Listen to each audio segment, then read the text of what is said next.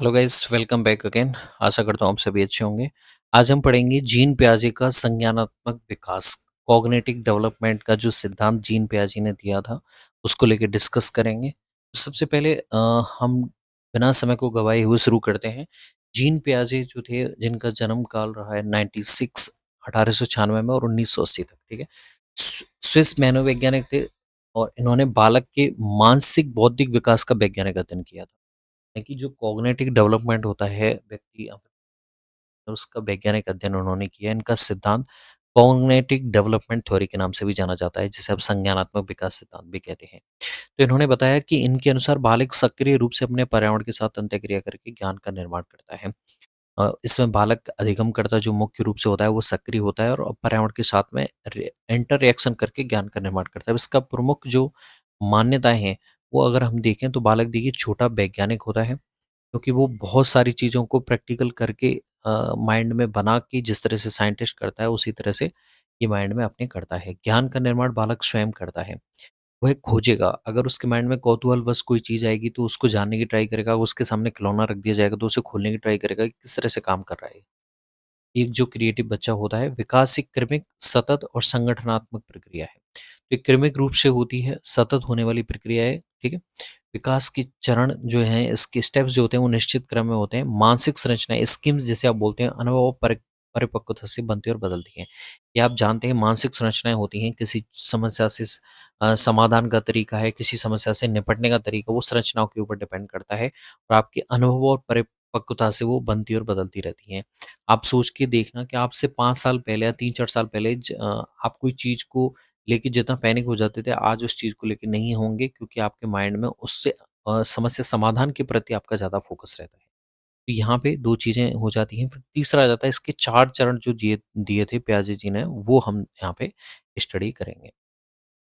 तो ये मुख्य 4 चरण हैं, संज्ञानात्मक विकास के 4 चरण, जिसमें चरण दे रखी है, आयु दे रखी है। तो यहाँ पे सबसे पहला सेंसरी मोटर रेंज है, दूसरा प्री ऑपरेशनल, तीसरा कॉन्क्रीट ऑपरेशनल और सबसे लास्ट में फॉर्मल ऑपरेशनल। अगर आप हिंदी में याद करना चाहें तो याद कर सकते हैं, बाकी इंग्लिश में ज़्यादा ईज़ी रहता है।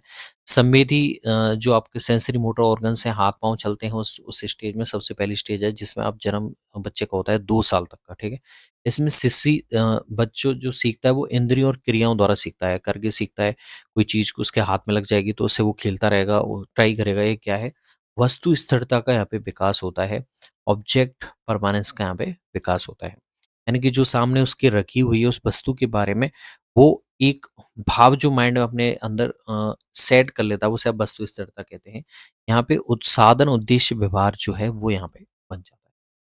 दूसरी जो चीज़ है प्री ऑपरेशनल स्टेज, जिसे आप पूर्व संक्रियात्मक चरण कहते हैं, 2 से 7 साल के मध्य में रहता है। इसमें भाषा का विकास होता है, प्रतीकात्मक चिंतन होता है और ईगो सेंट्रिज्म होता है। संरक्षण की समझ यहाँ पे नहीं होती है। ठीक है? तो दूसरा प्री ऑपरेशनल स्टेज है जिसमें आप 2 से 7 साल तक रहेंगे, भाषा का विकास करेगा वो। एनालिटिकल यानी कि रीजनिंग के माध्यम से चिंतन करने की ट्राई करें। यहाँ पे ईगो सेंट्रिज्म होता है। ईगो सेंट्रिज्म होता है यानी कि सारी समस्याएँ जो होती हैं, खुद की जो समस्या हैं, वो सबसे बड़ी लगती हैं इंसान को और खुद पे ही उसे शाबाशी जो होती है, वो खुद पे ही हर चीज़ लगती है। सारे भाव उसके अपने प्रति होते हैं, वो ईगोसेंट्रिज्म होता है। यहाँ पे संरक्षण की समझ नहीं होती है। तीसरा है कॉन्क्रीट ऑपरेशनल, जिसकी एज होती है 7 से 11। यहाँ पे तार्किक चिंतन का पूरी तरह से विकास हो चुका होता है मूर्त वस्तुओं पर। मूर्त यानी कि जो आपके सामने उपस्थित हैं। जो आपके माइंड में चल रही हैं वस्तु वो अमूर्त हैं, वो सोच आपकी अमूर्त है। तो यहाँ पे संरक्षण, वर्गीकरण, क्रमबद्धता की समझ विकसित होती है और दृष्टिकोण ग्रहण करने की क्षमता यहाँ पे आती है, जिसे आप कॉन्क्रीट ऑपरेशनल स्टेज कहते हैं। और सबसे लास्ट वाला फॉर्मल ऑपरेशनल स्टेज है जो 11 वर्ष से ऊपर होता है। ये अमूर्त और परिकल्पनात्मक चिंतन होता है। यहाँ पे परिकल्पना बनाना, हाइपोथेसिस बनाना, समस्या का वैज्ञानिक समाधान करना, आदर्शवादी और भविष्य के प्रति यहाँ पे चिंतन किया जाता है। तो 4 स्टेज हैं जो आपको ध्यान रखनी है। Sensory motor, pre operational, concrete operational या फिर फॉर्मल ऑपरेशन। पहले में 2 वर्ष से, फिर दूसरे में 2 से 7, 7 से 11 और 11 वर्ष से ऊपर।